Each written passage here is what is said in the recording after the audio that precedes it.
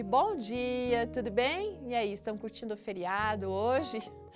Muitos de vocês viajaram, possivelmente, que Deus acompanhe a todos. Bom, hoje nós temos uma história que foi mandada pela Melinda Ferguson. A Melinda Ferguson, gente, envia lá da Dakota do Sul, nos Estados Unidos, a sua história. E ela está falando aqui de histórias mesmo, de várias pessoas e que a gente conhece, não é? Que fizeram orações muito específicas e receberam respostas surpreendentes. Eu não sei se você já teve essa experiência, mas enfim. A gente tem, por exemplo, o Gideão, e nos tempos modernos a gente tem Amy Carmichael, que fez orações muito específicas e recebeu respostas exatas de Deus.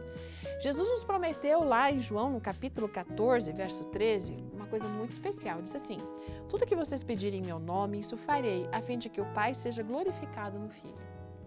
Linda essa promessa, não é?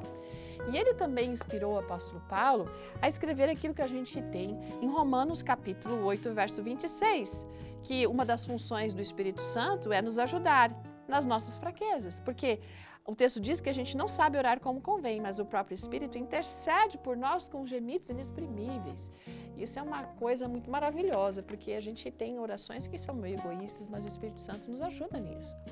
A nossa amiga Melinda diz que quando ela tinha 15 anos, ela aprendeu a veracidade do texto de Romanos 8, 26. A sua família e ela estavam longe da igreja local por vários meses devido aos trabalhos ou trabalho dos que os pais realizavam. E por meio de uma conversa telefônica, ela descobriu que ninguém havia preenchido o vazio na liderança que eles tinham deixado no ministério infantil lá na igreja, porque eles cuidavam lá do ministério das crianças. E ninguém foi colocado no lugar. E quando ela soube isso, ela ficou furiosa.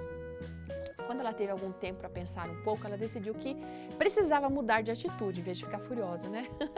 E naquela igreja, ela se sentia assim, nossa igreja está precisando de orações, né?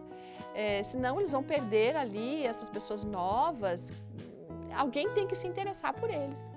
E em seguida, ela colocou um plano em ação. Começou a orar de uma forma muito específica para que a pessoa que deveria estar liderando não conseguisse ficar confortável até que desse um passo à frente e aceitasse a liderança daquele ministério com as crianças.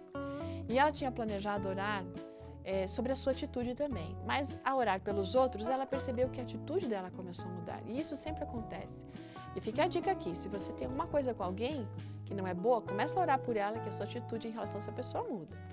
Mais tarde, uma senhora que dividiu a liderança com ela durante aquelas 3 semanas, ela disse que ouviu o apelo para ajudar os mais novos. E ela ficou pensando, olha, eu deveria estar ajudando, mas eu não me sinto qualificada para isso.